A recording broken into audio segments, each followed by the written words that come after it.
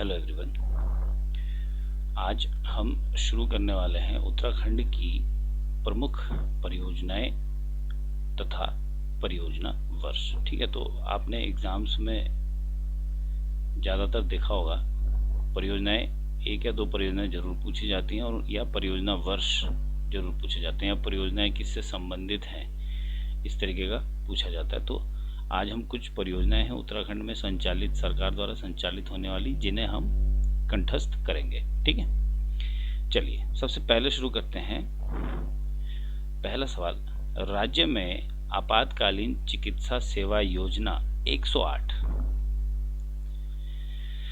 ठीक है, तो 108 कब शुरू हुई? ठीक है, आपको कुछ नहीं करना है, इसको याद करने के लिए आपको याद रखना है ये जो 8 है, ठीक है, इस 8 को पकड़ लीजिए। ठीक है, और 8 से बन जाएगा 2008। तो सन 2008 में पंडित दीनदयाल उपाध्याय के नाम से ये चिकित्सा सेवा शुरू हुई थी। ठीक है, 108। अब आपने सुना होगा हाल ही में जो 108 टोल फ्री नंबर है आपका आपातकालीन सेवा के लिए, उसको चेंज कर दिया गया है ना। चेंज इसलिए किया गया क्योंकि हर राज्य का इमरजेंसी नंबर अलग अलग हो रहा था। ठीक है, तो भारत सरकार ने सोचा कि मान लो आप इस राज्य से दूसरे राज्य जाते हैं तो आपको फिर वहाँ का इमरजेंसी नंबर पता करने, अब मान लो कोई घटना होगी तो आपको वहाँ का इमरजेंसी नंबर पता करना पड़ेगा पहले, है ना। तो एक टफ टास्क हो जाएगा, घूमना भी एक टफ टास्क हो जाएगा। तो इसलिए उन्होंने क्या किया, एक कॉमन टोल फ्री नंबर पूरे भारत का। ठीक है, अमेरिका की तर्ज पे आपने सुना होगा वहाँ 112 चलता है। ठीक है, तो 112 112, ठीक है, ये है आपातकालीन नंबर पूरे भारत में। ठीक है, पुलिस हो, अग्निशमन हो या कोई दैवीय आपदा हो, सबके लिए क्या है 112। ठीक है, अब सवाल है कि इसे ट्राई ने कब अधिकृत किया। ठीक है, देखिए एक सवाल कई बार पूछ लेता है कि ट्राई ने इसको कब मान्यता दी या कब लॉन्च किया, जो भी है ना। तो जो ये 112 का 2 है ना, दो की मिरर इमेज जब आप बनाते हो तो क्या मिरर इमेज आती है 5। 2 की जब मिरर इमेज बनाते हो तो क्या आती है इमेज 5। 5 माने 15। तो 2015 में ट्राई ने इसे अधिकृत किया। अब ट्राई क्या चीज है, क्या चीज होगी ट्राई? ट्राई होगी telecom regulatory authority of India.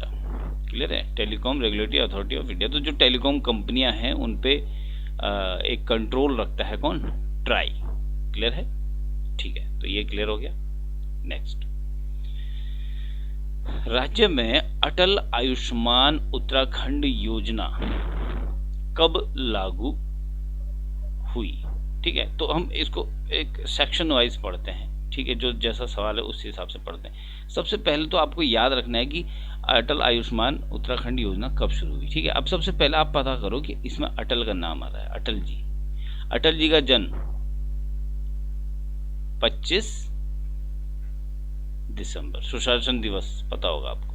ठीक है, 25 दिसंबर उनका जन्मदिन है। ठीक है, अब अटल आयुष्मान उत्तराखंड योजना, ठीक है, अटल आयुष्मान उत्तराखंड योजना 25 दिसंबर 2018। ठीक है, अब ये 2018 कैसे आया, कैसे करेंगे देखिए जरा, यहां काउंट करिए 1 2 3 4 5 6 7 8 9 10 11। अब आधा तो भी है ना यहाँ पे।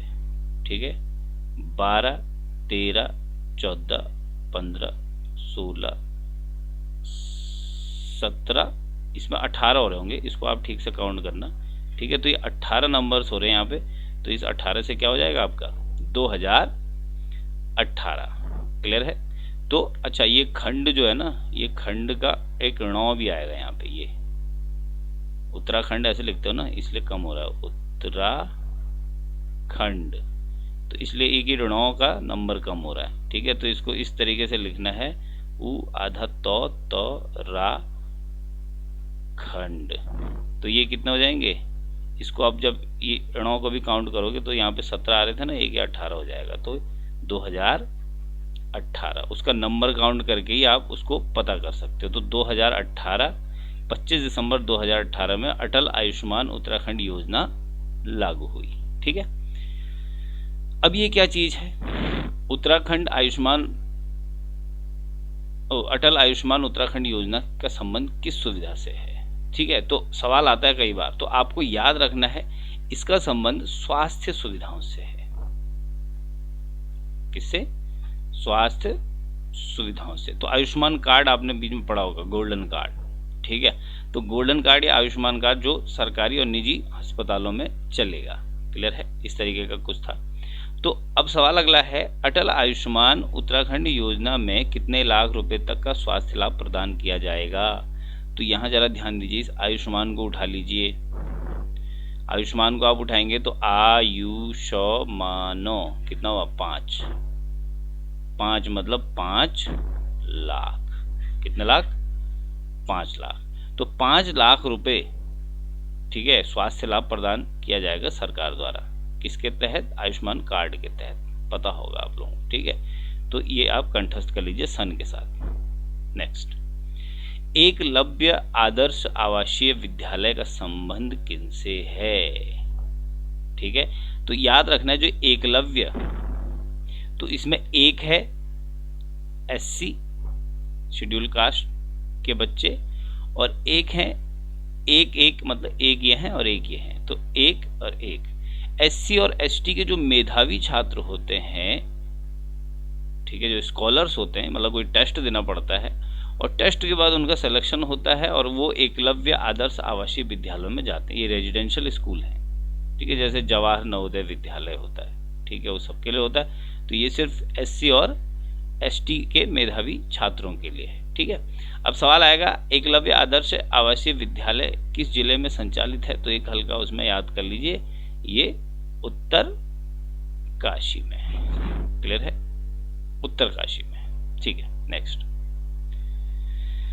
राज्य में संचालित स्वाधार योजना का संबंध किससे है। राज्य में संचालित स्वाधार योजना, ठीक है। अच्छा, इसको जब हम तोड़ते हैं ना तो ऐसा होता है स्वधन आधार। तो एक चीज इस आधार को पकड़ के याद रखना है, आधार मतलब बेस किसको चाहिए। ठीक है, तो याद रखना बेस चाहिए कमजोर महिला को। किसको चाहिए, कमजोर महिला, जो राज्य में कमजोर महिला, मैं आपको बताऊंगा किस तरीके से कमजोर। तो आधार किसको चाहिए, महिलाओं। तो ये महिलाओं से संबंधित है। जो ये स्वाधार योजना है किससे संबंधित है, महिलाओं से संबंधित। आधार से याद रख लेना। ठीक है, नेक्स्ट, स्वाधार योजना क्या है। अब स्वाधार योजना क्या है, कैसे याद रखेंगे आप, देखिए ये वास्तव में भारत सरकार की योजना है, जिसमें मान लो कोई क्या बोलते हैं, जैसे जेल से छुट्टी जिसको बोलते हैं, क्या बोलते हैं, रिहा कैदी। कोई रिहा कैदी महिला है, ठीक है, या आपदा में जो अकेली पड़ गई है, आपदा के बाद जो बेघर हो गई है, या आपदा के बाद बेघर हो गई है, या क्या बोल सकते हैं उसको, वैश्यावृत्ति से जो बाहर आ चुकी है। ठीक है, या किसी कारणवश जो महिला क्या हो गई है, बेघर हो गई है, जिसका कोई नहीं है। ठीक है, ये योजना उसके लिए है। ये क्या करते हैं सरकार द्वारा, उनके लिए स्वाधार, ठीक है, उनके लिए स्वाधार गृह बनाए गए हैं। क्या बनाए गए हैं, स्वाधार गृह। और स्वाधार गृह में उनको सिर्फ रखा नहीं जाता, उनको व्यावसायिक प्रशिक्षण दिया जाता है। ठीक है, व्यावसायिक प्रशिक्षण दिया जाता है ताकि वो क्या करें, अपना कल के दिन अपना जीवन यापन कर सकें। उनको कुछ चीजें सिखाई जाती हैं, होममेड या जो भी है ना। ठीक है, सवाल है, स्वाधार योजना किस मंत्रालय के द्वारा संचालित होती हैं। ठीक है, तो स्वाधार योजना किस मंत्रालय के तहत संचालित होती है, सवाल आएगा तो क्या याद रखेंगे आप, महिला एवं बाल विकास, महिला एवं बाल विकास मंत्रालय। ठीक है, याद रखेंगे, महिलाओं से संबंधित है। नेक्स्ट, स्वाधार योजना कब शुरू हुई। तो स्वाधार में मैंने बोला था इसको दो रूप में तोड़ो, स्व प्लस संधि पढ़ी होगी आपने, आधार। ठीक है, तो एक ये टूटा, एक ये टूटा, तो इससे बनाना एक और ये बन गया दो। इसका मतलब 2001 और 2002। 2001-2 में चली कौन सी योजना? स्वाधार योजना। ठीक है, ये कंठस्थ हो जाएगा। नेक्स्ट, राज्य सरकार द्वारा निम्न में से किस वर्ष, अच्छा मतलब किस वर्ष को महिला सशक्तिकरण वर्ष घोषित किया गया? क्लियर है?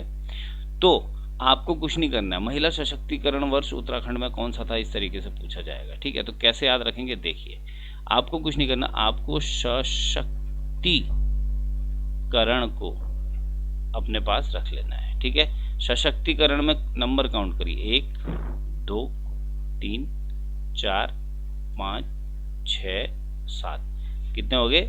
7। तो 7 मतलब 2007, और इससे पहले जाना है 2006-7। तो सन 2006-7 जो था वो क्या था? महिला सशक्तिकरण वर्ष उत्तराखंड में। क्लियर है? ठीक है, नेक्स्ट, उत्तराखंड में संचालित डोली सेवा योजना का संबंध किससे है? अच्छा, ये डोली सेवा योजना क्या है? ठीक है, तो इसमें कंफ्यूज हो सकते हैं आप, डोली शादी की डोली समझ आती है, मगर ये वो डोली नहीं है। ये वास्तव में अल्मोड़ा से स्टार्ट हुई। ठीक है, और इसमें क्या था कि जो खास तौर पे गर्भवती महिलाओं के लिए था, बाद में मेडिकली वो सबके लिए बन गया था, मगर सिर्फ किसके लिए था? गर्भवती महिलाओं के लिए। ठीक है, कि जैसे मान लो कहीं रोड नहीं जाती है, जो थोड़ा दुर्गम है, रोड से कटा हुआ है, तो वहां पर जो गर्भवती महिला है, ठीक है, उसको किसी भी इमरजेंसी, क्योंकि 7 से 9 महीने का पीरियड जो होता है वो इमरजेंसी पीरियड होता है, अगर उस समय कोई इमरजेंसी केस, कोई पीरियड, उस इमरजेंसी पीरियड में उस महिला को घर से लेके, ठीक है, जो निकटतम अस्पताल है, ठीक है, ये संस्थागत अस्पताल है, वहां तक लाने के लिए सरकार ने 108 के तहत ही क्या किया था? डोली सेवा योजना की शुरुआत की थी, कि वो आप उनको फोन करोगे और वो डोली लेके आएंगे और महिला को लेके कहाँ जाएंगे? हॉस्पिटल जाएंगे। तो डोली सेवा योजना किससे संबंधित थी? गर्भवती महिलाओं से। क्लियर है? मतलब चिकित्सा क्षेत्र से संबंधित है ना, इतना ये थोड़ा सा आप लॉजिक इसमें लगा सकते हैं। ठीक है, नेक्स्ट, डोली सेवा योजना कब शुरू हुई? ठीक है, तो डोली सेवा योजना कब शुरू हुई, कैसे याद रखेंगे आप? देखिए, डोली होती है ना, जो डोली को पकड़, ऐसे डोली इस तरीके की डोली होती है, और डोली को कितने लोग पकड़ते हैं? 1 2 3 और 4 लोग पकड़ते हैं। ठीक है, तो 4 लिख दीजिए, और 4 के नंबर में ही बढ़ते जाइए, 3 4 3 12, 12 माने 2012। तो डोली सेवा योजना की शुरुआत कब हुई? 2012 में। क्लियर है? नेक्स्ट, उत्तराखंड राज्य में महिला सशक्तिकरण हेतु राज्य में जेंडर बजट के तहत कितना प्रतिशत महिला एवं बाल विकास पर खर्च करने का प्रावधान है?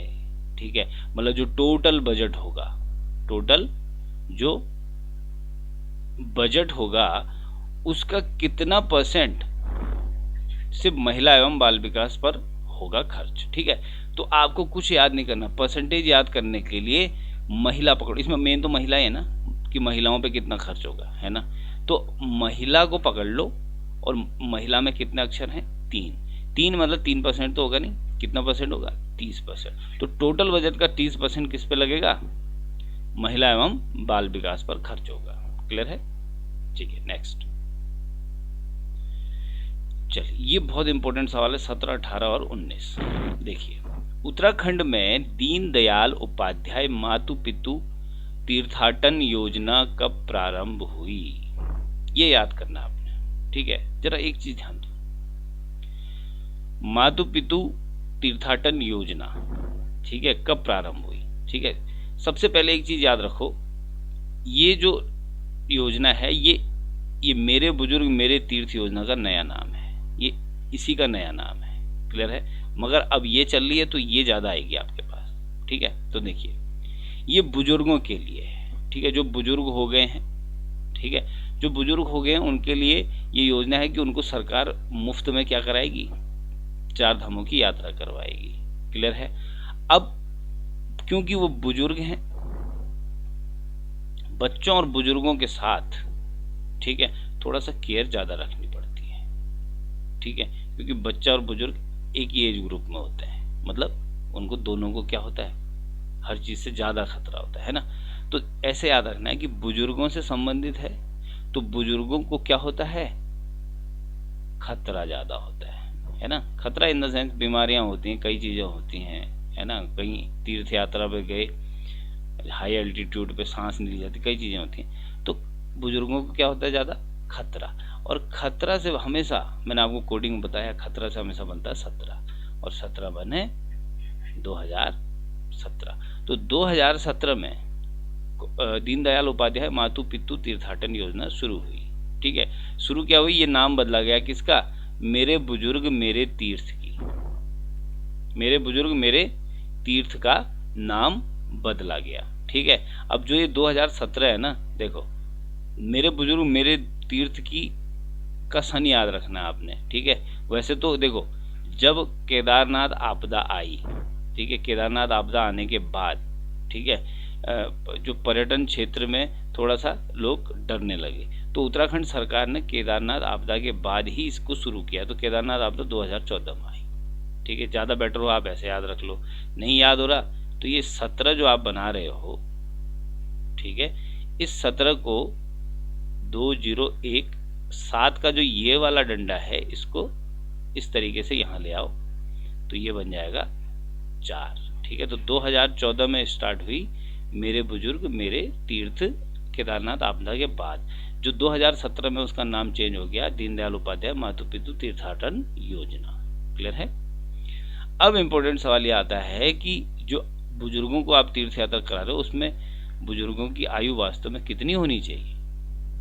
ठीक है, तो बुजुर्गों की आयु कितनी होनी चाहिए याद रख लीजिए। देखिए, जो एक रिटायरमेंट एज होती है 60, ठीक है, 60 में 5 और जोड़िए, कितनी, 65। तो 65 साल की उम्र होनी चाहिए। ऑप्शन में 80 आता है, 85 आता है, इस तरीके से। तो आपको याद रखना है रिटायरमेंट के 5 साल बाद। क्लियर है। ठीक है। नेक्स्ट, उत्तराखंड राज्य में विशिष्ट क्षेत्र में कार्य करने वाली प्रत्येक जिले की एक एक महिला को कौन सा पुरस्कार दिया जाता है। मतलब प्रत्येक जिले से एक जो विशेष कार्य करती है उनको कौन सा पुरस्कार दिया जाता है। तो याद रखना है, ठीक है, बहुत सारे पुरस्कार, गौरा देवी पुरस्कार है ना। तो आपको याद रखना है तीलू रौतेली पुरस्कार। क्लियर है। क्या याद रखना है, तीलू रौतेली पुरस्कार दिया जाता है, जो पूरे 13 आपके जिले हैं, 13 जिलों में से एक एक जो क्या करता है, उत्कृष्ट काम करता है। ठीक है। ठीक है। नेक्स्ट, बेटी बचाओ बेटी पढ़ाओ योजना कब शुरू हुई। ठीक है। अब जरा एक चीज देखिए, बेटी पढ़ाओ बेटी बचाओ योजना आपको सबको पता है, ठीक है, भारत सरकार की योजना है।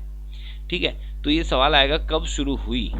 ठीक है। तो कैसे याद रखना है, देखिए, इसको तोड़ दीजिए सेक्शंस में।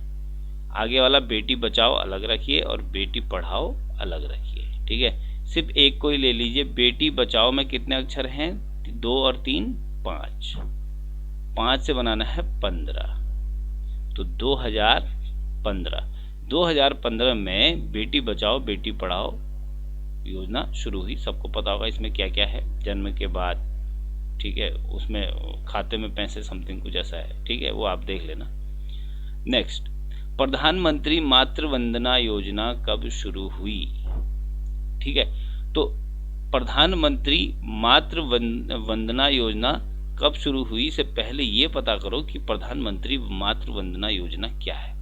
तो मातृ वंदना, ध्यान दीजिए, माता की वंदना मतलब माता की पूजा। माता की पूजा क्यों कर रहे हैं कि जब आप माता की पूजा करोगे, ठीक है, या माता की केयर करोगे, तभी तो बच्चा जो है उसको पोषण मिलेगा। क्योंकि वो 6 महीने तक किस पे डिपेंड होता है, माता के मदर मिल्क पे। ठीक है, तो मातृ वंदना का जो संबंध है वो ये है कि जो गर्भवती महिला है या स्तनपान कराने वाली महिला है, ठीक है, उसको पोषण की कमी ना हो, ठीक है, या उसकी पोषण की कमी को दूर करना मातृ वंदना योजना का क्या है, लक्ष्य है। क्लियर है। अब जरा एक चीज ध्यान से समझो, इसका सन याद करने के लिए आपको याद रखना पड़ेगा कि 6 महीने तक बच्चा किस पे डिपेंड होता है, माता पे। अगर मान लो उस समय माँ बीमार पड़ गई, ठीक है, तो बच्चे पे भी उसका असर पड़ेगा, क्योंकि वो पूरा का पूरा निर्भर किस पे है, बच्चे माँ पे। ठीक है, तो याद रखिए माँ को नहीं होना चाहिए खतरा। अगर माँ को हो गया खतरा तो बच्चे को भी होगा खतरा मातृ वंदना योजना में। और खतरा से मैंने आपको बताया क्या आता है, 17, और 17 माने 2017। तो 2017 जो है, 2017 में प्रधानमंत्री मातृ वंदना योजना शुरू हुई। क्लियर है। ठीक है, नेक्स्ट। उत्तराखंड राज्य में अल्पसंख्यकों के विकास हेतु अल्पसंख्यक विकास निधि का गठन किया गया। ठीक है, और ये गठन कब किया गया, क्लियर है। अब जरा यहाँ पे मैंने जो अल्पसंख्यक विकास निधि बोला ना, इसमें नंबर्स काउंट करिए, 1 2 3 4 5 6 7 8 9 10 11 12, कितने नंबर हुए टोटल, 12 नंबर। तो अल्पसंख्यक विकास निधि का गठन कब किया गया, 2012 में। मैंने आपको बताया था क्वेश्चन में ही क्या है, आंसर छिपा हुआ है, बस आपको उसमें देखना है। ठीक है, तो अल्पसंख्यक विकास निधि का गठन कब किया गया, 2012 में। ठीक है, नेक्स्ट। उत्तराखंड में होम स्टे योजना का शुभारंभ कब हुआ। अब इसको देखिए, होम, शायद मैंने आपको पहले बताया है ये, मगर इसको दोबारा देख लीजिए। मैंने आपको बताया होम स्टे, तो होम 4 अक्षर, स्टे भी 4 अक्षर, और 4 + 4 8। तो 2008 में तो हुआ नहीं, क्योंकि बहुत पुराना है, मतलब बहुत पुराना नहीं है, नया है, तो 8 नहीं तो 18 सही। तो 2018 में होम स्टे योजना का शुभारंभ किया गया। इसमें क्या है आपको पता है, पर्यटन से संबंधित है। क्लियर है, नेक्स्ट। अच्छा, होम स्टे योजना कहाँ से प्रारंभ हुई, तो हमारे धामी जी ने ही ये योजना शुरू की है। तो होम स्टे योजना कहाँ से प्रारंभ हुई, इसके लिए आपको क्या याद रखना पड़ेगा, धामी जी हैं कुमाऊं के, तो कहाँ से स्टार्ट हुई, पिथौरागढ़ से। ठीक है, नेक्स्ट। समेकित बाल विकास कार्यक्रम की शुरुआत कब हुई। देखिए ये जो है ना, ये योजना जो है ये सबसे पुरानी योजना है महिला और बाल विकास में, तो आपको याद रखनी है, भारत सरकार की है। उसमें सारी चीज़ें दी गई हैं कि महिला, ये सारी जो गर्भवती महिला है या जॉब वाली महिला है और वो गर्भवती हो जाती तो उसके लिए क्या क्या प्रावधान है, जो भी है। तो समेकित बाल विकास कार्यक्रम सबसे पुराना कार्यक्रम है। ठीक है, तो आपको याद रखना है 1975, क्या रखना है, 1975 में समेकित बाल विकास योजना की शुरुआत हुई। ठीक है, ये याद रखिए आप। क्लियर है, ठीक है, नेक्स्ट। जननी सुरक्षा योजना की शुरुआत कब हुई। अब जननी सुरक्षा योजना क्या है, जननी सुरक्षा, देखिए सरकार बार बार कहती है कि घर में प्रसूति मत करवाइए, डिलीवरी घर में मत करवाइए, उसमें खतरे होते हैं। ठीक है, उसको किसी संस्थागत उसमें कीजिए, मतलब हॉस्पिटल में कीजिए, ताकि जच्चा और बच्चा क्या रहे, स्वस्थ रहे, क्योंकि हॉस्पिटल में सारी फैसिलिटीज़ होती है, इमरजेंसी फैसिलिटीज़ होती है। पहले गांव में दाई माँ करती थी, है ना, तो इमरजेंसी फैसिलिटीज़ कुछ नहीं थी। ठीक है, तो जननी सुरक्षा योजना में सबसे पहले ये समझिए क्या है ये, तो यह है कि गरीबी रेखा से नीचे जीवन यापन करने वाली कोई महिला, ठीक है, अगर संस्था मतलब उसमें हॉस्पिटल में क्या करती है, अपना बच्चा डिलीवरी उसकी अगर हॉस्पिटल में होती है तो उसको 1000 रुपये दिए जाएंगे। ठीक है, और 1000 रुपये उस सन के लिए बहुत ज़्यादा था, जिस सन में इस योजना की शुरुआत हुई। तो आपको क्या करना है, जो ये जननी है, इस जननी को इंग्लिश में लिखिए, JANNI, जननी। ठीक है, तो कितना हुआ, 1 2 3 4 5, 5 मतलब 2005 में 1000 रुपये की बहुत वैल्यू थी, आज की डेट में कुछ नहीं है, वो बात अलग है। तो 2005 में शुरू हुआ जननी सुरक्षा योजना। क्लियर है? ठीक है।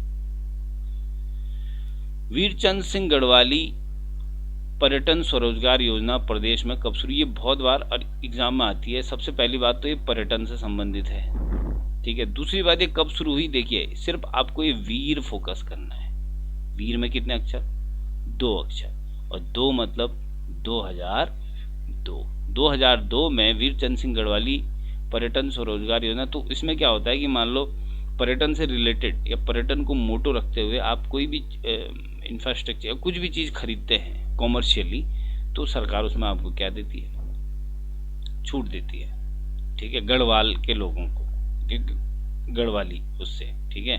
ठीक है,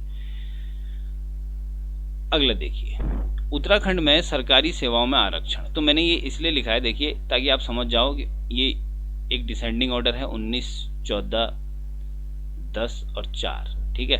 तो 19% सरकारी सेवा में SC वर्ग के व्यक्तियों के लिए है, 14% आपके OBC के लिए है।